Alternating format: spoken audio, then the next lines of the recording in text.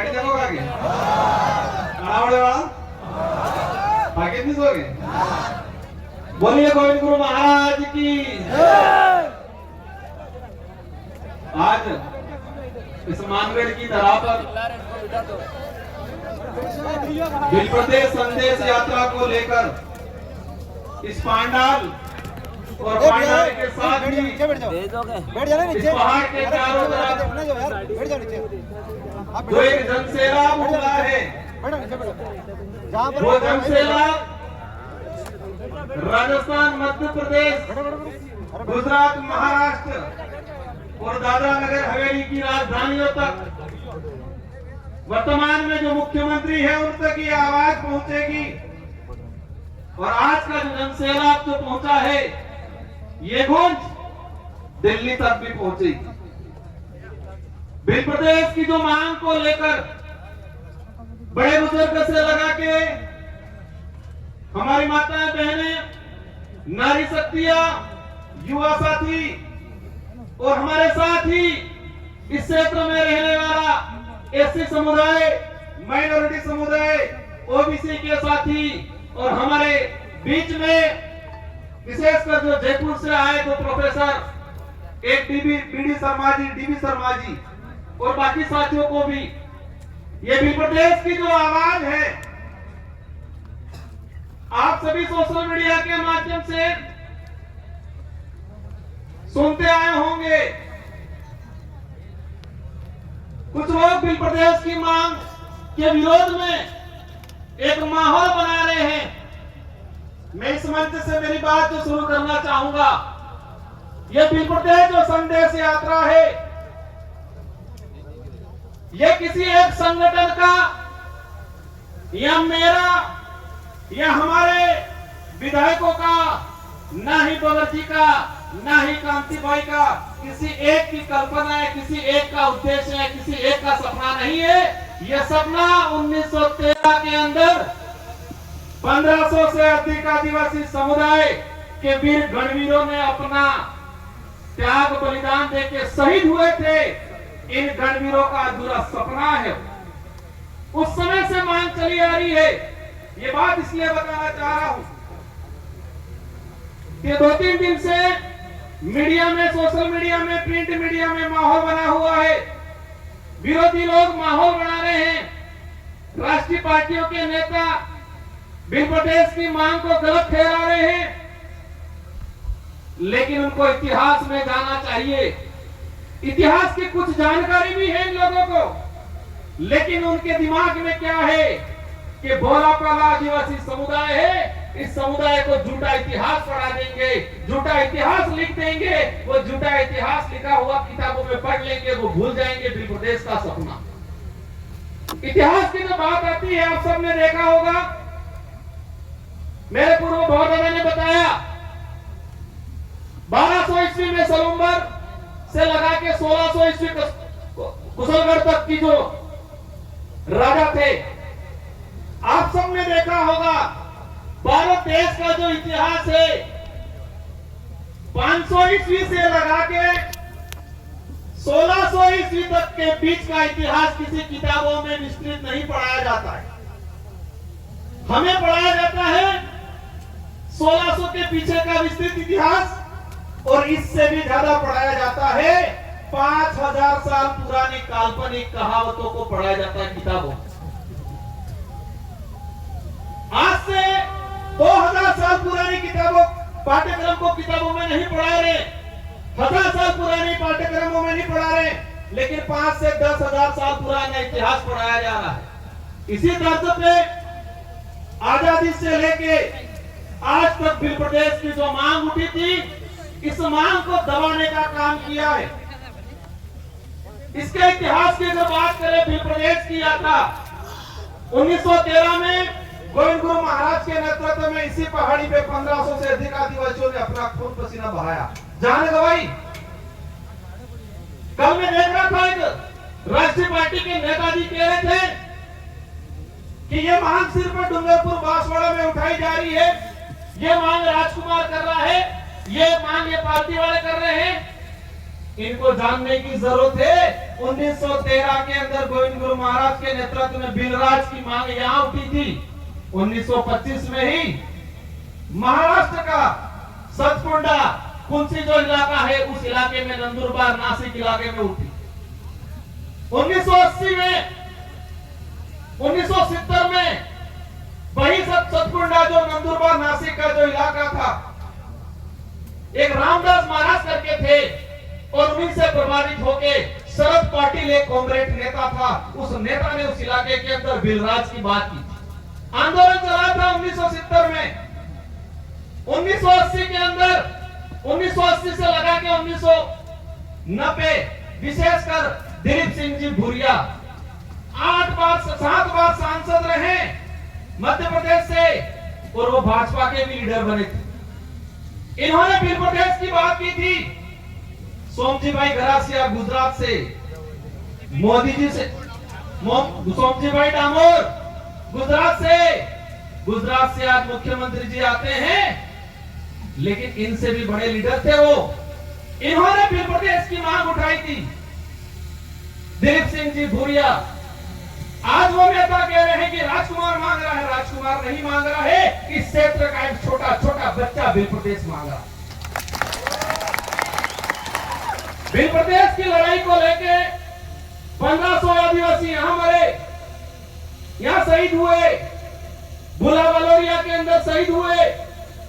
ऐसे ऐसे कई आंदोलन हुए और आजादी के बाद भी 2016 में भाजपा के लीडर थे, लेकिन उनके अंदर आदिवासी थी। नंदलाल जी मीणा 2016 में बोला था, मैं मंत्री हूं लेकिन सरकार का गिरवी नहीं रखा हूं मैं। बिल प्रदेश के लिए मंत्री पद भी छोड़ना पड़े तो छोड़ दूंगा, ये नंदलाल जी मीणा ने बात रखी। आज कुछ नेता कह रहे हैं कि राजकुमार ये कर रहा है, बाप वाले ये कर रहे हैं, विधायक ये कर रहे हैं। हम कुछ नहीं कर रहे हैं, हम तो हमारे पुरखों का जो अधूरा सपना था उस सपने को साकार करने का काम कर रहे हैं हम लोग। हमारे पुरखों का जो त्याग बलिदान, इन्होंने जो शहादत दी है, उन शहादत को सम्मान दिलाने का काम कर रहे हैं हम लोग। वो हमारा फर्ज है, क्योंकि हमारे अंदर आदिवासी थे, आदिवासियों के हक अधिकार के लिए लड़ते हैं, आदिवासियों का डीएनए है। आदिवासी समुदाय ने आज इस संकट में इस स्तर पे समाज को छोड़ा है। कल देखा होगा एक बड़े भाजपा के नेता कह रहे थे कि गौरवशाली राजस्थान के इतिहास को राजकुमार रोत ने बिल प्रदेश का नक्शा जारी करके गौरवशाली राजस्थान के इतिहास को तोड़ने का काम किया है, कलंक लगाने का काम किया है। ये बात बोली। बिल प्रदेश का नक्शा मैंने जारी नहीं किया है। बिल प्रदेश का नक्शा अंग्रेजी शासन काल से लगा के वर्तमान जो समय में जिस इलाके के अंदर बाहुल्य क्षेत्र है, जिस इलाके के अंदर विकास नहीं किया हुआ है, वो सभी मिलकर बिल प्रदेश की बात कर। 1896 के अंदर अंग्रेजों को लगा ये ट्राइबल टेरिटरी है, यहां पर इंटरफेयर करना खतरे से खाली नहीं है, बिलों से पंगा नहीं लिया जा सकता है। इसलिए उन्होंने 1896 के अंदर बिल प्रदेश कंट्री के नाम से नक्शा जारी किया। बांसवाड़ा के एक दो लोफेसर और हमारे पड़ोसी लोकसभा के सांसद, में नाम नहीं लेना चाहूंगा, नाम इसलिए नहीं लेना चाहूंगा कि मैं मेरी जबान को गिराना नहीं चाहता उनका नाम लेके। क्या बोल रहे हैं कि राजकुमार रोत पे राजद्रोह का मुकदमा दर्ज होना चाहिए, ये बोल रहे हैं ये लोग। किस बात के लिए बोल रहे हैं? कि उसने कंट्री का नक्शा जारी किया। आप तो लोफेसर हो, आप तो अधिकारी हो के नेता बने हो। कंट्री का अर्थ होता है एरिया, क्षेत्र होता है, न कि देश होता है। अंग्रेजी शासन व्यवस्था में, उसके बाद उससे पहले राजा रजवाड़ी व्यवस्था में जितना जो रियासत काल के इलाके होते थे, उसको अंग्रेजी शासन व्यवस्था के लोग अधिकतर कंट्री के नाम से, एरिया के नाम से आइडेंटिफाई करते थे। तो ये इलाका बिल प्रदेश कंट्री के नाम से उस समय जाना जाता था। मतलब क्षेत्र, एरिया, समुदाय विशेष, बाहुल्य क्षेत्र, इलाका ये होता था। राजस्थान के गौरव की बात करते हैं। राजस्थान का गौरव आदिवासी समुदाय के बिना, उनके बलिदान के बिना अधूरा है। 1576 के अंदर हल्दी घाटी के अंदर महाराणा प्रताप के साथ कंधे से कंधा मिला के अगर वहां के आसपास के भीलों ने साथ नहीं दिया होता तो वीर शिरोमणि महाराज महाराणा प्रताप आज देश से नहीं पूरे विश्व में महान माने जाते हैं। इसका सबसे बड़ा श्रेय जाता है भील समुदाय, क्योंकि गले भीलों ने कटवाए। तो राजस्थान का गौरवशाली इतिहास मेवाड़ की आसपास की धरती से, हल्दी घाटी से शुरू होता है और हल्दी घाटी से आसपास इलाके के अंदर ही राजस्थान का गौरवशाली इतिहास खत्म होता है। राजस्थान के गौरवशाली इतिहास, मेवाड़ के गौरवशाली इतिहास की बात करते हैं, लेकिन इस गौरवशाली इतिहास को बनाने में इन वीर समुदाय हमारे पुरखों ने साथ दिया था। लेकिन आप लोगों ने आजादी के बाद अत्याचार, शोषण करने का काम किया। आज सबसे ज्यादा इस इलाके के अंदर भील प्रदेश की बात उठ रही है। अगर वर्तमान सरकारें, संचालक महोदय समय हो रहा हो तो मुझे थोड़ा इशारा कर देना 2 मिनट पहले। आज सबसे ज्यादा डिमांड उठ रही है,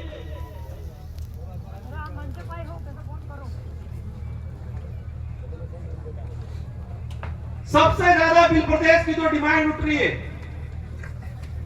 अगर वर्तमान सरकारें या आजादी के बाद से आज तक जो सरकारें बनी, इन सरकारों ने आदिवासी समुदाय का भला उद्धार करने का और संवैधानिक अधिकार लागू करने का काम किया होता तो साथ जनता हमको नहीं देती, उनको देती। आज ये काम कर ले, इस मंच से हम कहना चाहेंगे, जो भील प्रदेश के विरोध में जो नेता है या कांग्रेस या बीजेपी के, भील प्रदेश के विरोध में एक सम्मेलन करके दिखाओ, हम देखते हैं कितने लोग आते। आपके गुलाम नेता आएंगे, आपके गुलाम मानसिक दिव्यांग, अपंग नहीं कह सकते क्योंकि अपंग शब्द उन्होंने खत्म कर दिया। मानसिक दिव्यांग कार्यकर्ता आएंगे, पदाधिकारी आएंगे, लेकिन इस भील प्रदेश टेरिटरी का आम आदमी आपके साथ नहीं आएगा। गौरवशाली इतिहास की बात करते, राठौर साहब को जानना चाहिए, जिस महाराणा प्रताप के नाम से ये मूंचे उमालते हैं, अगर ये भील नहीं होते तो इतिहास नहीं होता, और ये इतिहास नहीं होता तो आज राजस्थान का गौरवशाली इतिहास के नाम से ये मूंचे नहीं ताड़ते। क्या स्थिति बना रखी है इस इलाके के अंदर? राजस्थान का सबसे पिछड़ा इलाका कौन सा है? यही ट्राइबल इलाका। शिक्षा की दृष्टि से सबसे पिछड़ा, स्वास्थ्य की दृष्टि से सबसे पिछड़ा, कुपोषण सबसे ज्यादा, बेरोजगारी सबसे ज्यादा, पलायन दूसरे शहरों में, दूसरे राज्यों में सबसे ज्यादा इस इलाके से। मध्य प्रदेश का सबसे कुपोषित इलाका, सबसे अशिक्षित इलाका, सबसे स्वास्थ्य की दृष्टि से कमजोर इलाका, यही झाबुआ, अलीराजपुर, रतलाम हमारा जो भील प्रदेश टेरिटरी के अंदर। गुजरात का देख लो, गुजरात के विकास मॉडल की बात करते हैं। गुजरात में आज भी वन विभाग के अंदर 1 लाख आदिवासी परिवार आज अपना घर बना के बैठा हुआ है, आज उनको पट्टा नहीं मिला है। सरकारी रिकॉर्ड कह रहा है, हमारा जो ज्ञापन दिया था उस ज्ञापन में लिखा है वन भूमि पहले आई या आदिवासी पहले आया, वन विभाग पहले आया या आदिवासी पहले आया? तो आदिवासी पहले आया, वन विभाग को, उस वन को उपजाऊ बनाया, उसको संजोया, उसको तैयार किया और आज अतिक्रमण के नाम से हटा रहे। गुजरात के अंदर 1 लाख आदिवासी वन विभाग की भूमि पे रह रहे हैं। हमारी नजर में वो मालिक है उस जमीन के, लेकिन सरकार की नजर में क्या है? अतिक्रमणकारी। मध्य प्रदेश के अंदर 3 लाख आदिवासी वन विभाग की भूमि में रह रहे हैं आज, हमारी नजर में वो का मालिक है। राजस्थान के अंदर 52,000 आदिवासी परिवार, महाराष्ट्र के अंदर 2 लाख आदिवासी परिवार। इस तरह से पूरे देश के अंदर आज की तारीख में 26 लाख आदिवासी परिवार वन विभाग की भूमि पे रह रहा है। ये सरकारी आंकड़ा, केंद्र सरकार का जो जारी किया आंकड़ा वो है सरकारी आंकड़ा। अब समझ लो कि कई भाई ऐसे हैं हमारे जो आज भी सरकारी आंकड़े में नहीं है, लेकिन वन विभाग में। देश के अंदर 2011 की जनगणना के आधार पे 8 करोड़ आदिवासी है। 8%, मतलब 13-14 करोड़। और आज की तुलना में, आज के समय में हम काउंट करते हैं तो 17 से 18 करोड़ आदिवासी देश के अंदर है। और वन विभाग की भूमि पे इसमें 1.5 से 2 करोड़ आदिवासी आज भी वन विभाग की भूमि पे। भिल प्रदेश की धरती पे 30% जनसंख्या आज भी राजस्व भूमि, मतलब राजस्व या चारागाह की भूमि पे आज मकान बना के बैठे। हमारा भाई आजादी से पहले मेरे दादाजी सुनाते थे, जब बानगढ़ पे फौज आई हमारे घर के आसपास से गई तो कहते थे यहाँ पर पानी पी के गए, कुआं था वहां 1913 में। उस समय से हमारे वहां बाप दादों का मकान बना हुआ है। कई मकान आज भी पिलाना में। सरकार आके कहती है आप अतिक्रमणकारी हो। आज देखा जाए कुछ लोग कहते हैं जाति के नाम से राज्य नहीं बन सकता। मान गए जाति के नाम से राज्य नहीं बन सकता, फिर आप धर्म के नाम से देश बनाने की बात क्यों करते हो? जाति के नाम से राज्य नहीं बन सकता, मान गया मैं, फिर धर्म के नाम से हिंदू राज बनाएंगे, ये बात क्यों करते हो? क्योंकि इस देश के अंदर सभी धर्म के लोग रहते हैं, सभी जातियों के लोग रहते हैं। बिल प्रदेश जो डिमांड है वो डिमांड सांस्कृतिक आधार पे है। संविधान की अंदर अनुच्छेद 2 में 3 में भाषाई आधार पर राज्य बन सकता है। एक सभी अपने दिमाग में डाल दे, क्योंकि आप लोगों को गुमराह करते हैं, कहते हैं संवैधानिक दृष्टि से ये सही नहीं है। पहले संविधान पढ़ लेना चाहिए उन लोगों को। भाषाई आधार पर राज्य बनता है। डूंगरपुर नो कालियो दाहोद नो कालियो हर का बोले नहीं बोलता। सांस्कृतिक आधार पे राज्य बनता है। बांसवाड़ा नो कालियो, न्याय जाबुआ नो कालियो, रतलाम नो कालियो हर का के कपड़ा पहने नहीं फिरता है। भौगोलिक आधार पे इस इलाके का आज दिल्ली की तरफ से लोग आते हैं, नॉर्थ ईस्ट के लोग आते हैं, उधर साउथ के लोग आते हैं। क्या कहते हैं? राजस्थान तो रेगिस्तान होगा ही समझ रहे हैं अपने इलाके में आके। राजस्थान को किस नाम से? रेगिस्तान के नाम से परिचित करते हैं। और ये एक बात सही है, अगर इस इलाके में भिल समुदाय नहीं होता तो राजस्थान का जो गौरवशाली इतिहास की बात करते हैं, आज सही है, हकीकत है, हमें भी गर्व है, हमारा राज्य है आज वर्तमान में गौरवशाली राज्य राजस्थान, वीरों का राज्य, बहादुरों का, बलिदानकारियों का राज्य माना जाता है राजस्थान। अगर हल्दी घाटी का युद्ध नहीं हुआ होता, मानगढ़ पे 1500 आदिवासी शहीद नहीं हुए होते, तो आज के समय में राजस्थान को गौरवशाली राज्य नहीं कहते, क्या बोलते? रेगिस्तानी राज्य ये कहा जाता है। अगर भीलों ने त्याग बलिदान, उनका खून पसीना हल्दी घाटी में अकबर की सेना को उल्टे पैर नहीं भगाया होता तो राजस्थान को वीरों की धरती नहीं, रेगिस्तान की धरती से धरती के नाम से जाना जाता है। इतना बड़ा बलिदान भूल गया। आज आदिवासी समुदाय का विरोध करते हैं। मेरी नजर में और मेरी नहीं, सबकी नजर में जो आदिवासी समुदाय का विरोधी है वो सब विदेशी है, ये मान सकते हैं। जो आदिवासी समुदाय का अत्याचार शोषण करता है, जो आदिवासी समुदाय के साथ खिलवाड़ करता है, वो इस देश का बीज नहीं हो सकता। क्योंकि आदिवासी समुदाय मानवता में विश्वास करता है। और एक बात ये भी ठान लेना है, कई नेता आदिवासी हैं तो पन्नालाल, कई अधिकारी आदिवासी हैं। आदिवासी होना भी जरूरी नहीं है, आदिवासी होने से ज्यादा आदिवासियत होना जरूरी है। आदिवासी होना जितना महत्वपूर्ण है, उससे ज्यादा महत्वपूर्ण इसके अंदर आदिवासियत होना जरूरी है। मामा बालेश्वर को आज अपन भगवान मानते, वो आदिवासी समुदाय से नहीं आते थे।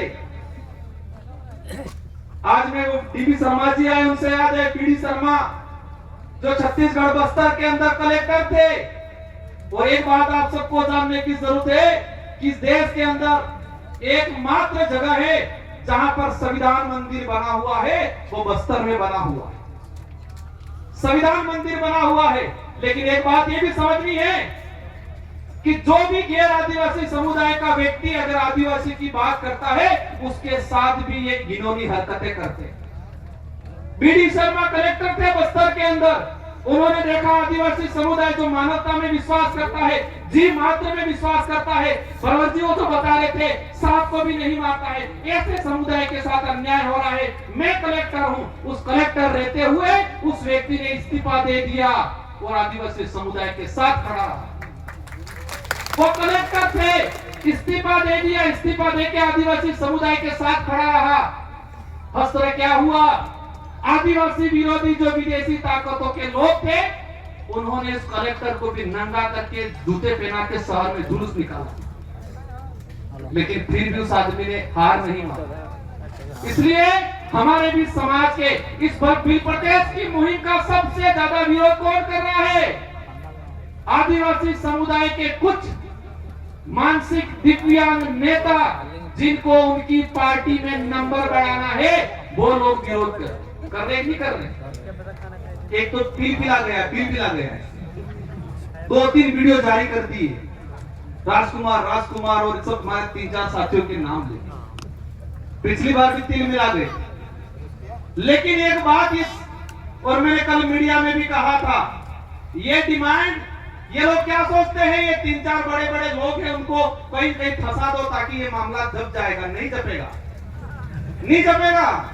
राजकुमार रहे नहीं रहे, बवर्गी रहे नहीं रहे, हमारे लीडर जो है वो रहे नहीं रहे, लेकिन ये चिंगारी ऐसी जग गई है, अवश्य बिल प्रदेश बनेगा। और ये चिंगारी मध्य प्रदेश, कुछ साथी आए थे सुबह 4-5 बजे अपने घर पे कि हमारा बिल प्रदेश के नक्शे के अंदर हमारा एरिया नहीं लिया गया। हमारे भिलवाड़ा आसीन के साथी, और मैं इस मंच से भी हम आश्वस्त करते हैं, इस चिंगारी को मजबूती से वहां लगाओ, ज्वालामुखी के रूप में तैयार होगा और अवश्य आपका इलाका भी इसके अंदर ले लिया जाएगा। कुछ लोग हंसी मजाक उड़ा रहे हैं, लेकिन एक बात समझना है कि ठान लिया है इस क्षेत्र के लोगों ने, ये पार्टी विशेष की नहीं लड़ाई है। कांग्रेस बीजेपी के लीडरों ने भी कहा था, कई लोगों ने मांग उठाई है, लेकिन जिन कांग्रेस बीजेपी के लीडरों ने बिल प्रदेश की मांग उठाई, उनको घर पे बिठा दिया उनकी पार्टी। लेकिन यहाँ पर क्या, यहाँ तो नहीं उठाओगे तो घर पे बिठा देंगे। यही है कपड़ा मामला। तो अगर नहीं उठाया तो घर पे बिठा देंगे। आज देश के गृह मंत्री ने बोला बिल प्रदेश की बात को, लेकिन हमारे उदयपुर के सांसद कह रहे हैं कि इस बिल प्रदेश की जो बात है, किताब से पाठ्यक्रम से हटाया जाए। आज सबको ठान के जाना है कि घर में, गांव में, परिवार में बिल प्रदेश की मुहिम। बिल प्रदेश अगर बनता है तो कुपोषण दूर होगा। अशिक्षा जो आज यहाँ स्थिति फैली हुई है, हमारा समुदाय इस क्षेत्र में रहने वाला, हमारे साथ जो व्यवहार बना के रहने वाला हर वर्ग का, हर इंसान का उद्धार होगा। बिल प्रदेश नहीं बनने से बहुत नुकसान हुआ है, बिल प्रदेश बनने से अनेक फायदे होने वाले हैं। उस पे किसी और मंच पे बात करेंगे। मेरे पास चिट्ठी आई है, मुझे बॉन्ड ये किया है कि आपके बोलने के बाद 3 से 4 वक्ता रहे हैं। और मेरे पूर्व साथी, हमारे सीनियर साथी वरिष्ठ आरपी दादा की तबीयत जरूर खराब है, लेकिन मंच पे एक बार चढ़ के जोहार से उद्बोधन जरूर करेंगे। आप इन सबको सुनना है।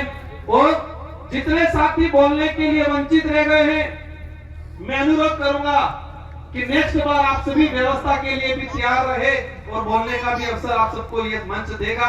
ये बोलने अकेले की लड़ाई नहीं है, आपको गांव घर, ये लड़ाई राजनीतिक नहीं है, ये लड़ाई अस्तित्व की है, संवैधानिक अधिकारों को लागू करने की है, हमारे आने वाली पीढ़ी को बचाने की लड़ाई है। इसलिए हम सबको मिलकर लड़नी है। इन्हीं शब्दों के साथ आप सबको धन्यवाद, आभार। बैठना है, कोई उठेगा नहीं। 2 से 3 वक्ता रहे हैं, इसके बाद शांतिपूर्वक तरीके जाना है और इस आज से ठान के जाना है कि अगले साल, आने वाले साल भील प्रदेश का ये जो कारवा है पूरी 2 से 3 पहाड़ियां ढक जाए। इस मुहिम के साथ हम चलेंगे। इन शब्दों के साथ आप सबको धन्यवाद, आभार, जय जोहार, जय भील प्रदेश। मेरी बात को समझना है, कोई उठेगा नहीं, 2 से 3 वक्ता रहे।